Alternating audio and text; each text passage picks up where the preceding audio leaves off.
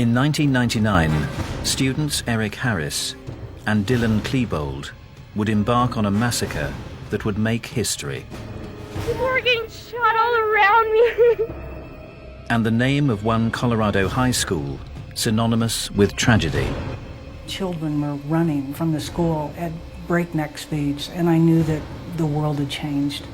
As the clock ticked, That guy is in a black trench coat, carrying a shotgun. the body count rose. The sound was deafening. Screams ricocheted off the library walls as terrified students ducked beneath tables, clutching their mouths to stay silent. A shaky voice on the 911 line gasped into the phone. I may have to try and get out of here and call you back. Got help on the way, ma'am. Okay. Oh, God. Stay on the line with me. Oh, God. Hey, kids, just stay down. Under the table, kids. Heads under the table. From the corner of the room, the sharp staccato cracks of gunfire were followed by something even more chilling: laughter. Witnesses would later say it wasn't nervous or unhinged.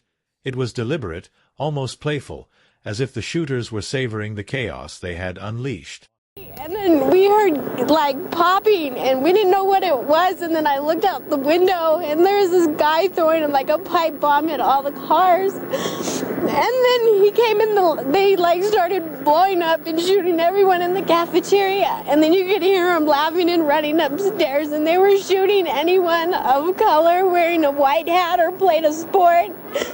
Outside, the spring sun shone over Columbine High School in Littleton, Colorado, but inside it was already a war zone. In less than an hour, the quiet suburban school would be transformed into the scene of one of the most infamous massacres in American history. And the truth behind what happened that day is far darker than anyone imagined. Wait. 911. Yes, this is Sharon at On the morning of April 20th, 1999, Columbine High School looked like any other American suburban campus. Students poured out of cars, backpacks slung over their shoulders, chatting about homework, weekend plans, and the fast-approaching prom.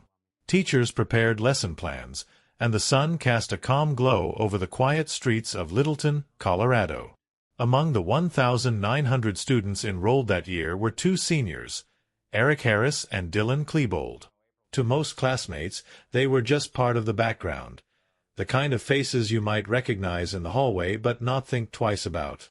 But beneath that veneer of normalcy, Harris and Klebold were harboring something far more sinister. For months, the two had been assembling a private arsenal: sawed-off shotguns, a semi-automatic carbine, a TEC-9 pistol, and dozens of improvised explosive devices. In their bedrooms and a friend's basement, they recorded chilling video diaries, later known as the basement tapes, outlining their vision of a catastrophic attack. Their plan wasn't just to kill. It was to stage an event so large and horrifying that it would outshine every act of violence before it.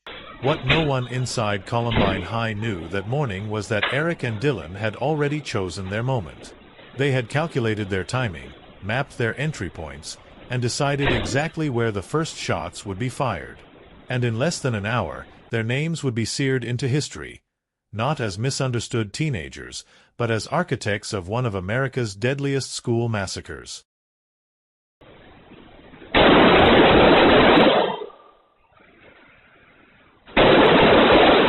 And they didn't care who it was, and it was all at close range. What did you see? You have blood on your hands. Everyone around me got shot, and I begged him for 10 minutes not to shoot me. And he just put the gun in my face and started bleeding everywhere and started laughing, saying that it was all because people were mean to him last year. Who were these people? I don't know. You saw other people get...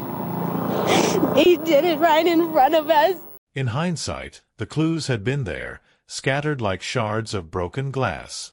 Eric Harris's personal website, which he claimed was for gaming, contained hidden pages filled with violent fantasies, homemade bomb-making instructions, and rage-fueled diatribes against classmates and teachers. Dylan Klebold, in his journals, sketched disturbing images, guns, explosions, and cryptic phrases about ending it all. A year before the massacre, the pair had been arrested for breaking into a van and stealing electronics. They completed a juvenile diversion program, convincing probation officers they were on the right path. What no one knew was that the incident had only deepened their resentment toward the world. Friends recalled unsettling conversations, Eric boasting about pipe bombs, Dylan joking darkly about something big happening at school. They both wore long black trench coats that earned them the nickname Trench Coat Mafia, though they weren't officially part of that group. The coats weren't a fashion statement, they were a way to conceal weapons. On the morning of April 20th, some students noticed the pair moving with an eerie sense of purpose. Their cars were parked strategically in the student lot, each rigged with a propane bomb set to detonate at lunchtime. But no one connected the dots, not yet. To the casual observer, it was just another Tuesday in April. Until 11:19 a.m., when the first gunshots shattered the illusion. Columbine High School, we have shots being fired. Okay. The guy is in a black trench coat carrying a shotgun. They just shot somebody inside the cafeteria. I'm going to have to try and get out of here and call you back. At exactly 11:19 a.m., the quiet outside Columbine High School exploded into chaos.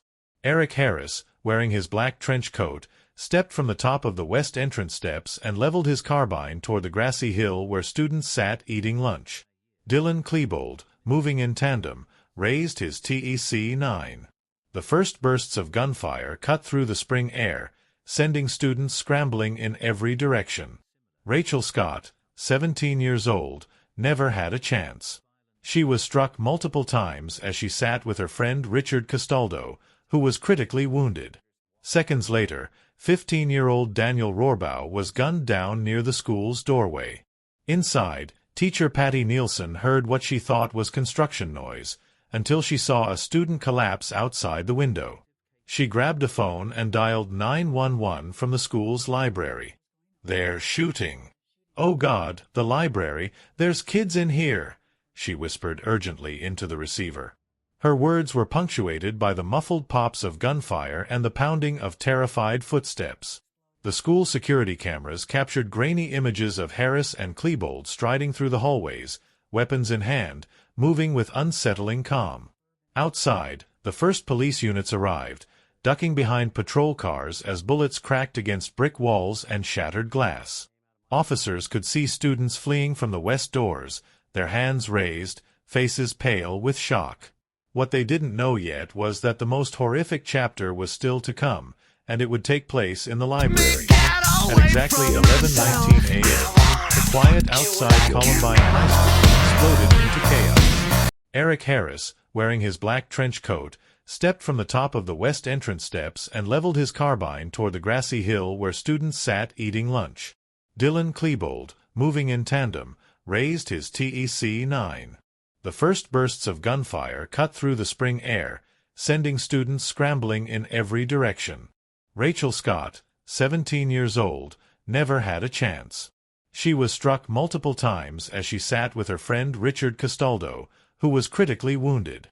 Seconds later, 15-year-old Daniel Rohrbaugh was gunned down near the school's doorway. Inside, teacher Patty Nielsen heard what she thought was construction noise, until she saw a student collapse outside the window. She grabbed a phone and dialed 911 from the school's library. "They're shooting." "Oh God, the library, there's kids in here," she whispered urgently into the receiver. Her words were punctuated by the muffled pops of gunfire and the pounding of terrified footsteps. The school security cameras captured grainy images of Harris and Klebold striding through the hallways, weapons in hand, moving with unsettling calm. Outside, the first police units arrived, ducking behind patrol cars as bullets cracked against brick walls and shattered glass. Officers could see students fleeing from the west doors, their hands raised, faces pale with shock. What they didn't know yet was that the most horrific chapter was still to come, and it would take place in the library. When the first 911 calls poured in, Jefferson County deputies rushed toward Columbine High School, their radios alive with fractured reports. Multiple shooters, explosions in the cafeteria, dozens injured. Outside, officers established a perimeter, unaware that the suspects were still roaming the halls. At the time, active shooter protocols were not what they are today. Police were trained to secure and contain, not immediately pursue. As SWAT teams began to assemble, the fire alarms blared inside the building.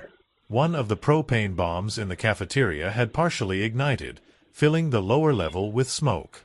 Surveillance footage from the lunchroom later showed the eerie sequence: the two massive propane tanks under the tables, the flicker of a small explosion, and then the moment Harris and Klebold entered, weapons drawn, scanning for movement. Investigators recovered several unexploded devices within the first hour. Pipe bombs scattered across the campus grounds, crude grenades fashioned from CO2 canisters, and the two main propane bombs that, had they detonated, would have caused catastrophic structural collapse. Bomb technicians in heavy gear worked methodically to neutralize each one, all while gunfire still echoed from inside. Witnesses fleeing the building described the attackers in chillingly precise terms: black trench coats, combat boots, gloves, and an almost mechanical approach to killing. Students recalled how the shooters moved through the library, taunting victims, asking some their names before pulling the trigger. Outside, investigators began piecing together who they were dealing with. License plate records linked two suspiciously parked vehicles to Harris and Klebold. A quick check of school records confirmed they were both seniors, and both missing from their morning classes. Within minutes, the search shifted from who to how many more were involved. Rumors swirled about additional accomplices or bombs hidden throughout the school. The chaos, the uncertainty, and the sheer scale of violence unfolding in real time made it clear: this was unlike anything American law enforcement had ever faced inside a school. By 11:29 a.m., the library had become the epicenter of the massacre. Inside, Harris and Klebold executed 10 students in less than 7 minutes, wounding many more. Survivors later described crouching beneath tables, hearing their classmates beg for their lives, and the shooter's chilling habit of mocking victims before pulling the trigger. One of the most harrowing accounts came from Valine Schnurr, who was shot and then asked if she believed in God. When she answered yes, Harris sneered before walking away. Cassie Bernal, another student, was also asked the same question. Her killing became one of the most remembered moments of that morning, though the exact details would later be debated. Outside, officers could hear the sporadic gunfire but were unable to determine the shooter's exact location. SWAT teams slowly advanced, evacuating students classroom by classroom. At 11:44 a.m., they began guiding wounded survivors out of the building, some using makeshift stretchers, others carried in officers' arms. The turning point came when the gunfire suddenly stopped. Inside the library at 12:08 p.m., Harris placed his shotgun under his chin and pulled the trigger. Seconds later, Klebold followed suit with a single shot to the head. The killers' bodies fell among the carnage they had created. At first, officers didn't know they were dead. The silence could have meant they were reloading, hiding, or setting off more explosives. It wasn't until the afternoon, when SWAT entered the library, that the grim truth emerged. The attack was over, but the devastation was only beginning to be counted. In less than an hour, 13 people were dead, more than 20 were injured, and an entire nation was about to be confronted with a new, terrifying reality. Even after the last gunshots faded, law enforcement treated Columbine High School as a live combat zone. The killers' motives were unknown, their bodies undiscovered, and every hallway was a potential death trap. The threat of explosives made every movement deliberate and slow. SWAT teams fanned out through the school, weapons raised, clearing classrooms one by one. Some doors were barricaded from the inside by terrified students and teachers. Officers had to knock, identify themselves, and coax survivors into leaving. Many emerged with their hands above their heads, stepping over shattered glass and shell casings, the acrid smell of gunpowder clinging to the air. In the cafeteria, the massive propane tanks sat ominously beneath the tables. Bomb technicians moved in, carefully disabling the timers. Elsewhere, dozens of smaller devices were found: pipe bombs, Molotov cocktails, and crude grenades, some tucked into lockers, others left in hallways. Investigators realized the scale of the intended destruction. If the main bombs had detonated during the lunch rush, the death toll could have climbed into the hundreds. By late afternoon, the library was secured. The site was almost beyond description. Tables splintered by bullets, backpacks left open where their owners had fallen, pools of blood marking the spots where the final moments of so many lives had played out. In the corner, the bodies of Eric Harris and Dylan Klebold lay sprawled among their spent ammunition and empty magazines. The official word went out: the shooters were dead. There were no other gunmen. But for the officers, paramedics, and students who had walked through those halls, the sense of danger didn't fade. It lingered in the silence, in the disbelief, and in the knowledge that the worst school shooting in U.S. history to that point had just unfolded before their eyes. By evening, Columbine High School was no longer just a crime scene. It was a national tragedy. Families gathered at a nearby elementary school, desperate for news. One by one, names of the survivors were called. For many, the silence that followed their child's name was the moment their world collapsed. The next day, investigators began the painstaking work of reconstructing the attack. They collected more than 900 pieces of evidence, from spent shell casings and improvised explosives to the shooter's personal writings. The basement tapes, seized from Harris's home, left no doubt about premeditation. On those recordings, the two laughed and joked about the upcoming massacre, named specific targets, and spoke about eclipsing the Oklahoma City bombing in infamy. Autopsy reports confirmed the killer's final act. Harris died instantly from a self-inflicted shotgun wound to the head, while Klebold's single gunshot under the chin also proved fatal. Toxicology screens found no drugs or alcohol in their systems. They had carried out the massacre fully aware, fully sober. The investigation revealed that the propane bombs in the cafeteria had been set to detonate at 11:17 a.m., just before the shooting began. A malfunction spared hundreds of lives, but the failure didn't stop the killers from executing the second phase of their plan. As the media descended on Littleton, the nation demanded answers. Why had no one stopped them? How had they obtained their weapons? Could this have been prevented? In the weeks that followed, the Columbine shooting ignited an intense debate over gun laws, school security, and the influence of violent video games and music. For the survivors, the questions were far more personal. How to process the trauma, how to return to normal, and how to honor the friends and teachers who would never come back. In the months after April 20, 1999, the word Columbine ceased to be just the name of a high school. It became a symbol of loss, of fear, and of a shift in the American consciousness. The massacre forced schools across the nation to rethink security. Doors were locked during class hours, surveillance cameras were installed, and active shooter drills became a grim part of the curriculum. Politically, the attack reignited the battle over gun control.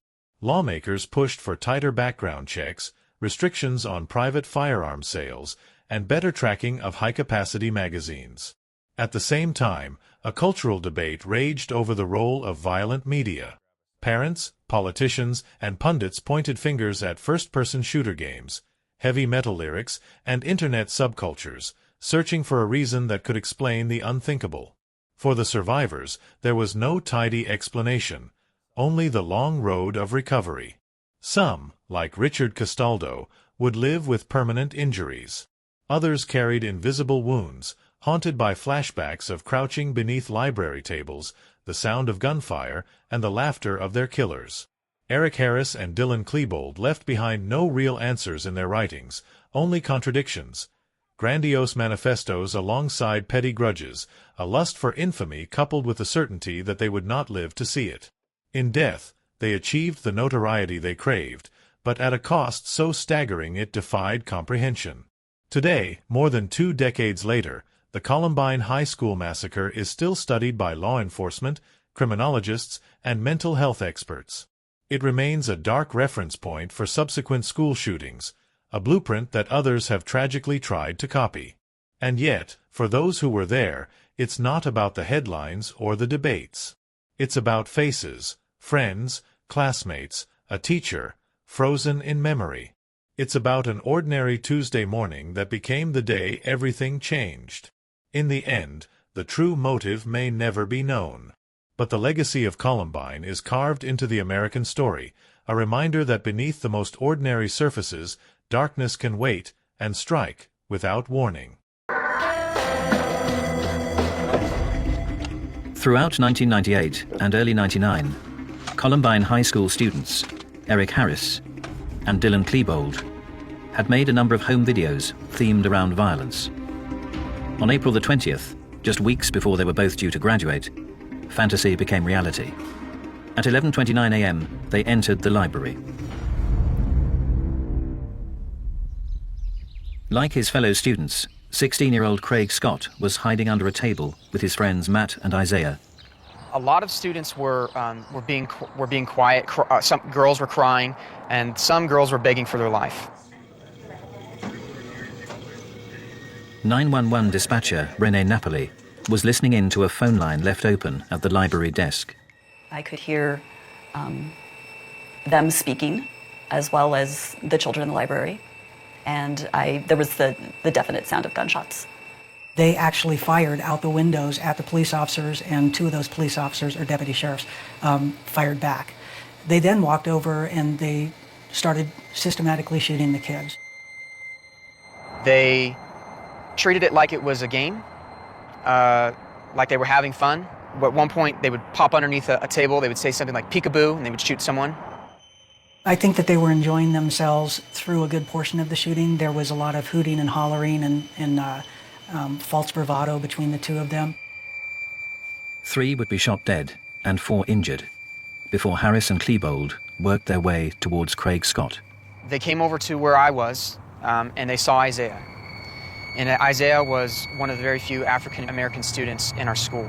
And I believe Dylan called Eric over and using a racial slur. We have an N-word over here. At one point, he was kind of backing up underneath the table, and then at one point, he was being pulled out. And this is something that came up in my memory later. I remember Isaiah said, "I want to see my mom." They shot Isaiah, and then they turned their gun towards Matt, and they shot Matt.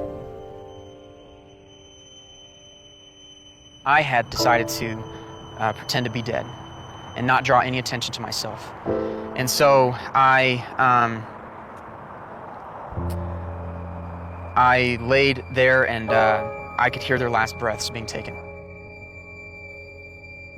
5 more students would lose their lives, leaving 10 dead and 12 injured in the deadly library spree, before Harris and Klebold left the room at 11:36 a.m. and began wreaking further havoc around the school. Littleton County Sheriff's Office, do you have an emergency? Yes, we do. You guys send lots and lots of paramedics. We have paramedics, we have fire, and we have police en route. SWAT sniper Sean Duggan was one of several law enforcement officers with children at the school. I got a page, and it said, all SWAT respond to a critical incident. So I have all my gear, and I'm trying to call my daughter, and she's not answering her page, and she was a senior in the school that day. So I'm a little frantic that she's not responding. Hundreds of emergency personnel were flocking to the school. There was ambulances and fire trucks and police cars and sheriff's cars parked everywhere. And children were running from the school at breakneck speeds as fast as they could. I was running for my life. And when I got behind the police car, I couldn't help but be thinking about Matt and Isaiah, because there was still a little bit of breathing. And I felt a little like a coward. Oh my God. I was under a table and people were getting shot all around me. It was overwhelming to see the emotion on these kids' faces, and I knew that the world had changed. And there's so many people. Oh my God. Everybody was calling 911 from inside the school, from outside the school, so the information that we were getting was conflicting. As a sniper, you ask what your rules of engagement are. Is this a deadly force situation? And I was told if any high school age kids come out in black trench coats with weapons, they were to be shot. Amongst the confusion, the name of one suspect began to trickle out. I spoke to Brooke Brown, who's a student. Okay. He's given me good suspect information. I think this is the guy. Okay, what do you got for a name? Okay, last name is Harris. He was friends with him approximately 2 years ago, but then he started acting really strange. Okay. It would be revealed that Eric Harris's behavior had already been seriously worrying some people. Along the way, Eric did let out a lot of signs. He had on his website talking about how he wanted to kill all sorts of people, hundreds of people, wanted to kill everybody in Denver, and in particular Brooks Brown, his former friend. Disputes like the incident with the broken windshield had put Brown on Harris's hit list. Brooks was supposed to pick Eric up for school, and Brooks was terrible with being on time, and Brooks slept in and didn't pick him up, and that was it. That was it. And I said to Brooks, can you smooth it over? And Brooks said, it doesn't work that way with Eric. And so that was the indication Eric doesn't forgive. He was an injustice collector. Dylan, who was still friends with, and had been lifelong friends with Brooks, warned Brooks to go to the website and see what was going on. He was posting threats about wanting to kill Brooks, and that's the thing we took to the police.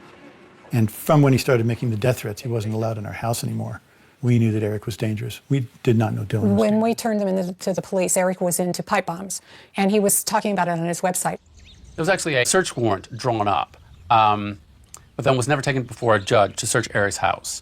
That was never followed up on because there was another series of murders in the town where the person investigating sort of went off that case for a while and never picked it up again. Next. But Harris and Klebold's plan involved something much worse than homemade pipe bomb grenades, as Sean Graves, still paralyzed and bleeding half inside the cafeteria door, was about to experience. I started hearing the gunshots getting closer, and that's when I realized that they were coming down the stairs in the cafeteria. They just kept getting closer and closer and closer, and I started hearing explosions. But every time there was a shot, and then one of those larger booms went off, I flinched. Harris and Klebold's killing spree had not just been planned as a shooting. Before they had opened fire that morning, they had placed 2 large explosive devices in the canteen. They had been timed to explode at 11:17 a.m., and the 2 students had planned to wait outside to pick off any survivors fleeing the scene. Eric Harris had even gone so far as to study how many people were in the cafeteria at any given time during the lunch hour. So he set those bombs to go off when he would have the mass casualty. Approximately 450 is what he was estimating, and we had 455 kids down there. The bomb's timers had not worked, which is why Harris and Klebold had begun their killing spree with their guns. However, they'd not given up on their dream of blowing up the school. Well, I didn't know it at the time. There was actually a propane canister bomb, essentially, that was no more than 5 feet from where I was laying, and they were shooting at it, trying to get the bomb to go off.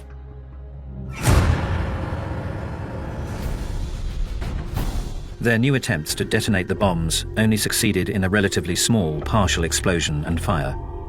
But they were a sign of a highly planned, premeditated suicide mission. These 2 students did not just snap. In this case, it was clear they began talking about doing something like this just about a little over a year before. Eric Harris's first entry in his journal, in his notebook, is April 10th, 1998. The first words I read, I think, kind of set the tone, and it was, I hate the effing world. You know, he's not talking about hating jocks. He's not talking about, any kind of particular group. Later, he makes fun of just about everybody. People who drive too slow in the fast lane, people who say across instead of across, or, mispronounce words, any trivial thing. There's nothing too trivial for Eric to have contempt for you. Dylan also had a lot of writings and notes that he left. His centered around his emotions, his feelings. He clearly stated he was depressed. He clearly stated that his life was a mess. Dylan's journal went on for 2 years, and the very first page, he talks about killing himself. He had a miserable perception of himself, and often at complete odds with reality. He was, in my mind, a classic adolescent depressive, or going through an adolescent depressive episode. When confronted with some of his inappropriate behavior, he would get extremely angry, whereas when people confronted Eric with some of his earlier misbehaviors, he would respond in a classic psychopathic way. He would tell you what you wanted to hear, promise never to do it again, and would be looking you in the eyes and deliberately telling you what he thought you wanted to hear. Harris had a personality disorder that made him lacking in empathy for the suffering of victims, made him very manipulative and crafty, You know, he had an uncanny ability to present himself any way he wanted, so he looked like a good guy to many people. But actually, he didn't have a conscience, or what Sigmund Freud called a superego. Brooks Brown's mother experienced Eric's excuses when his father sent him around to apologize for damaging her son's windscreen. He looked at me and he said, "Mrs. Brown, I'm sorry, I didn't mean any harm." And I said, "Look, Eric, you can pull the wool over everyone's eyes, but you're not going to do it over mine. You come by this house, you threaten my kid, you do damage, I'm going to call the police. So you stay away from our house and stay away from me." And he said, "Are you calling me a liar?" And I said, "Yes, I am. And don't come around the house again." And he got bright red. I mean, he was so angry at me, and he left the house. Together, Eric Harris and Dylan Klebold had become a deadly partnership. And the two killers were now wreaking havoc not only inside the school, but outside too, as parents feared for the fate of their children. About the time I got to my sniper position, my phone rang and it was my daughter. And I said, "Are you okay?" She says, "Yeah, I'm home." And I said, "Okay, I have to go. I love you." And we hung up. Many parents, including Daniel Mauser's father, learned of the unfolding events through the media. There on the television was news coverage. It looked terrible. But I said to myself, well, if there's something going wrong at the school, certainly my son wouldn't be involved. He was not somebody who'd be in trouble or being targeted by somebody. When I got home, my wife had a very concerned look on her face. Why wasn't he calling us?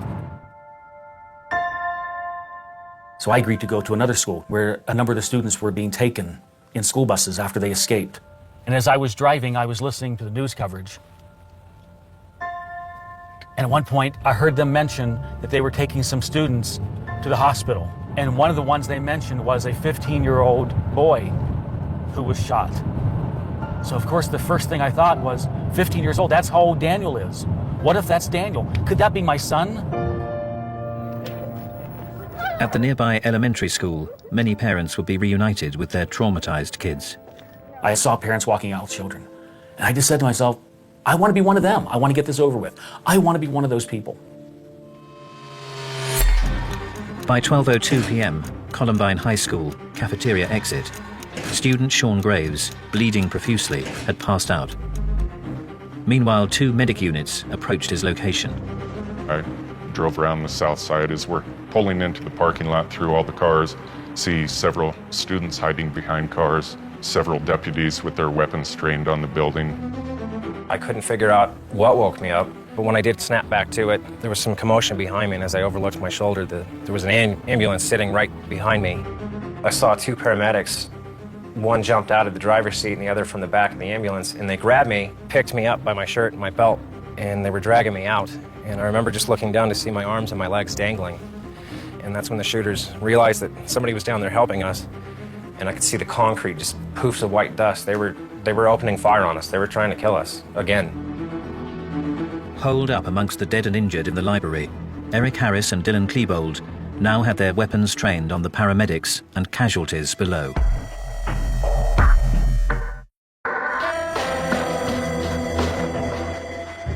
By 12:02 p.m. on the 20th of April 1999, Eric Harris and Dylan Klebold had been running amok in Columbine High School for more than 40 minutes, leaving a trail of dead and injured in their wake.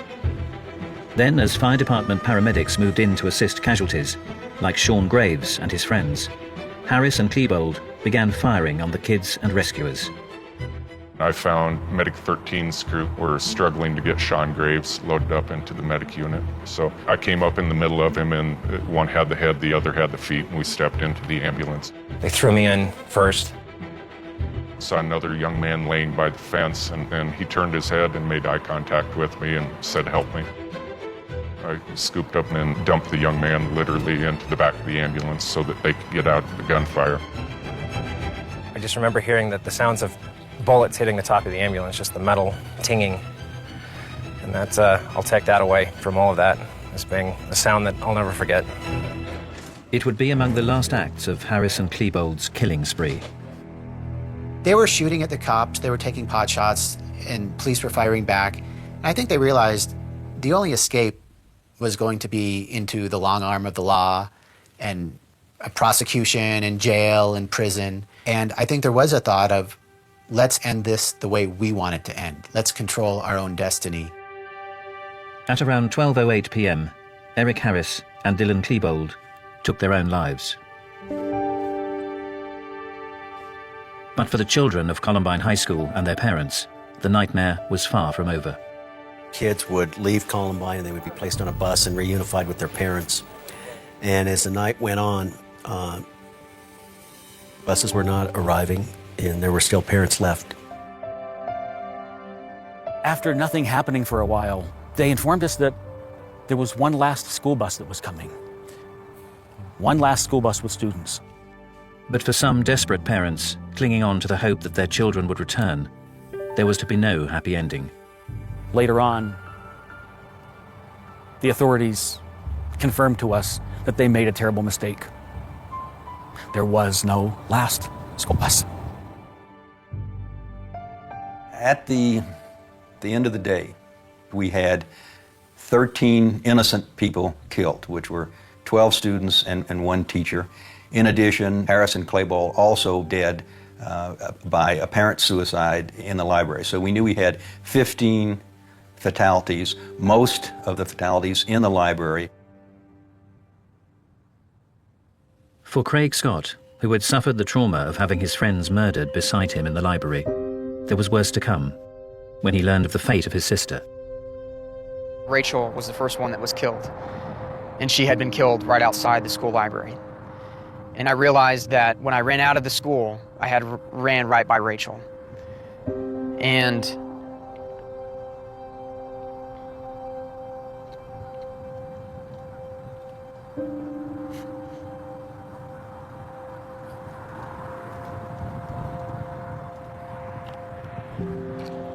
my son was one of the last that was shot. He was next to last who was shot. And from the reports that we have, Eric Harris looked at Daniel and insulted him. I believe it was he called him Four Eyes because he wore glasses. And he fired a shot that went into Daniel's hand. Daniel fought back. He took the chair that was there and he pushed it towards Eric Harris. And for that, he paid with his life. Eric Harris fired one more time and shot him in the face. Killed him. So what caused these two students, both just weeks away from graduating, to have such disdain for human life? These two kids did not come out of their mother's womb hating. What happened from the time they were born to the time that they carried out this horrific act? One thing that is erroneous is to talk about why they did this, implying that it was for the same reasons. They were two basically different guys. In my colloquialisms, I would say Eric Harris was filled with anger, with rage. He wanted to hurt other people and didn't care if he died. Dylan, on the other hand, I believe was hurting inside and at various times wanted to die because he felt so bad he just saw no reason to keep on living. People who study these call them dyads, and there's a long history of Bonnie and Clyde, Leopold and Loeb. And very often, most often, you have a stronger person and a weaker person. In this case, Dylan had incredibly low self-esteem, needed somebody to validate him, make him feel good about himself. Some consider bullying at the school to be the primary factor. Once you hate the bullies and no one does anything to defend you, you hate the people in the class that don't say anything. You hate the teacher that doesn't say anything. You hate the counselors that allow it to happen. They, in essence, end up hating the school, not just the bullies. They hate the school, and they want to kill the school. I think that they didn't see that they had a lot going for them. They became isolated, and that isolation and then exposure to a lot of negative influences in their life that they chose to focus on, I think really took them towards a darker and darker place. Harris was the dominant person who inspired the Columbine Massacre. And I think Klebold went along to get along. It was that chemistry that created this insane circumstance where they were able to kill lots of people with moral impunity. For the Columbine teachers, students, and parents, life would never be the same again. I was paralyzed from the waist down. I spent months in the hospital. They didn't foresee me ever walking again. And I was angry. I was very angry about that. But at the same time, I'm extremely stubborn. So I didn't let that be the end of it. I made a goal for myself to walk across the stage at graduation. I wanted to be able to graduate knowing that I didn't let those two control my life. I didn't let them ruin my life. And I've actually been walking ever since. For 911 dispatcher René Napoli, who listened as 10 children were murdered in the library, the enormity of what she'd heard soon hit home. My first day off, I went to pick up my children from high school, and I had a really hard time picking up my own children from high school. So much so that my son had to drive home. And that's when it really hit me, is that I'm able to pick up my children from high school and somebody else is not able to do that. The words that we have here were written by my wife. She did a great job of summing up Daniel's life and what this means to us to have this here, to honor him. Wow.